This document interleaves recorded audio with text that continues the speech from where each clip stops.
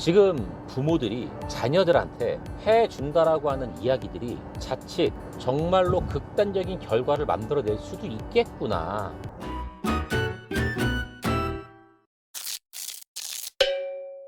식당에 갔었어요. 밥을 먹고 있는데 옆 테이블에 여자 세 분이 앉아 있었어요. 그분들이 굉장히 재밌게 이야기를 하시더라고요. 오래된 친구인가 봐요. 오랜만에 만났는지 이야기 보따리를 풀어놓고 있었는데 몇 마디 듣지 않았지만 기억에 남는 말이 있습니다.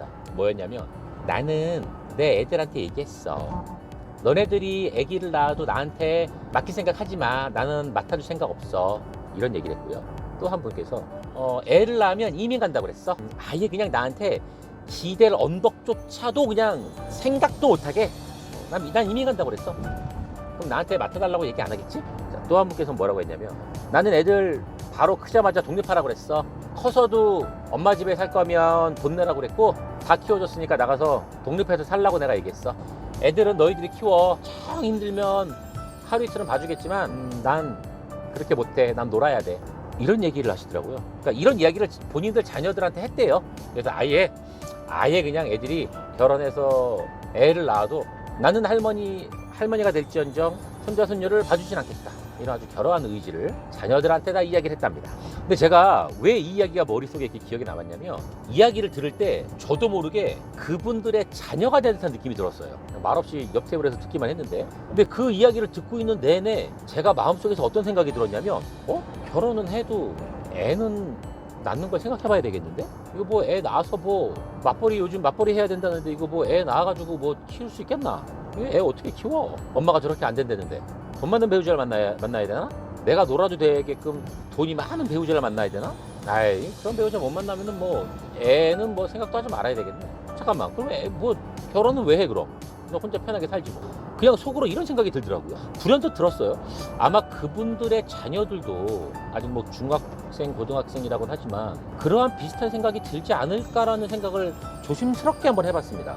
식당을 나와서 곰곰이 생각을 해봤는데, 지금 부모들이 자녀들한테 해준다라고 하는 이야기들이 자칫 정말로 극단적인 결과를 만들어낼 수도 있겠구나. 아이들이 결혼은 해도 자녀는 낳지 않겠다라는 생각을 하는 사람들이 있는 반면, 아예 결혼조차도 굳이 할 필요성이 없다라는 생각을 할 수도 있겠구나 라는 생각을 했습니다. 아니, 굳이 나중에 또 상황이 어떻게 바뀔지 모르는 거고, 그리고 막상 또 본인의 자녀가 애를 낳는데 그 신기하지 않을까요? 정말 이쁘고 신기하고 그러지 않을까요?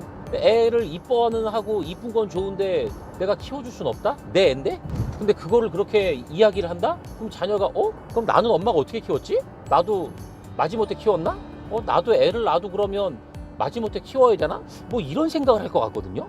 그렇잖아요. 그래서 자녀에게 어떤 뭔가의 그 강력한 메시지를 전달한다고 하는 그러한 말들이 자칫 잘못하면 잘못된 결과를 이끌어낼 수도 있겠다라는 생각을 정말 조심스럽게 했어요. 사실 이 생각도 제가 한 이유가 뭐였냐면, 제가 우리 애들한테 그렇게 얘기하거든요. 좀 극단적으로. 제 딸애가 저한테 그래요. 그렇게 극단적으로 좀 이야기를 하면 왜 이렇게 급발진하냐고 막 뭐라 그래요. 아빠는 왜 꼭 말을 그렇게 해? 왜 급발진을 해? 라고 꼭 저한테 쿠사리를 줘요.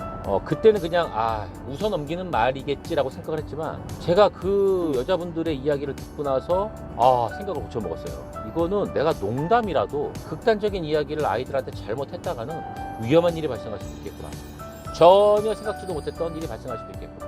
나중에 돼가지고, 야, 너는 왜 애를 안 낳니? 아니요, 엄마가 뭐 키워주지도 않을 거고, 지금 우리 형편에 뭐 애 낳을 수 있는 형편이 아니고 둘 중에 하나 일을 그만둬야 되는데 뭐 그런 형편이 아니라서 아예 생각을 안 하고 있어. 엄마가 뭐 봐주지도 않을 거잖아. 이런 얘기를 들으면은 기분이 어떨까요? 물론 그럴 거예요. 아니, 애를 꼭 부모가 있어야 키우니?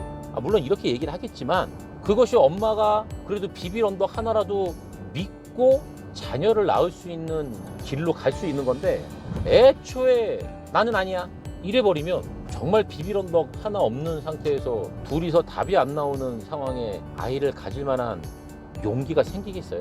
뭐 제가 너무 많이 이렇게 이야기를 끌고 가서 제 이야기가 너무 멀리 갔는지는 모르겠지만, 제 머릿속에 그 생각을 한번 하고 나니까 저부터도 아이들한테 이야기를 좀 할 때 잘해야 되겠다라는 생각을 했습니다.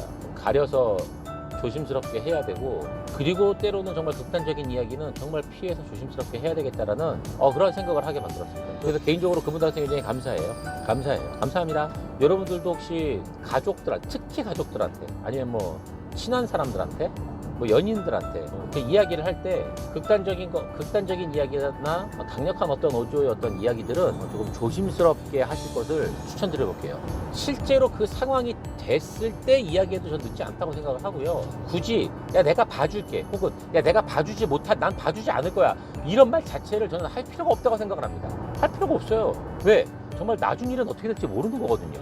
서로 우리가 하는 이야기들을 조심스럽게 좀 가려서 상대방을 배려해서, 그리고 특히나 아이들한테는 조금 더 어떤 영향을 미칠 수 있는지까지를 조금 더 고려해서 이야기를 하는 것이 필요하겠다라는 그러한 생각을 한 이슈였습니다. 그 아줌마들 진짜 안 봐줄래나? 막상 손주들 나오면은 이뻐가지고 봐준다고 하지 않을까요? 너무 이쁘다고 그러던데. 손자 손녀는 그렇게 할머니 할아버지들이 손주들 이뻐한대요. 왜냐면 자기가 정말로 사랑하는 애가 애를 낳은 거잖아요. 본인이 사랑하는 아들 딸을 닮아서 나온 또 베이비니까 그렇게 신기하고 이쁘다고 하던데. 진짜 안 봐줄래나 그분들? 봐주겠죠? 저는 봐줄 용의는 있지만 저한테 맡길지 모르겠네요. 저는 봐줄 용의는 있어요. 그런데 제 애들이 저한테 아마 안 맡길 겁니다. 제 성격을 알기 때문에 안 맡길 것 같아요. 모르죠, 그것도. 나중에 가봐야지. 자, 오늘도 이렇게 나눌거리를 한번 나눠봤네요. 이야기거리를. 구독 좀 눌러줘요. 좋아요 좀 눌러줘요. 좋아요. 그렇게 좋지 않았어도 좀 눌러줘요. 좋아요. 안전운전하세요. 지금까지 다정한이었습니다. 감사합니다.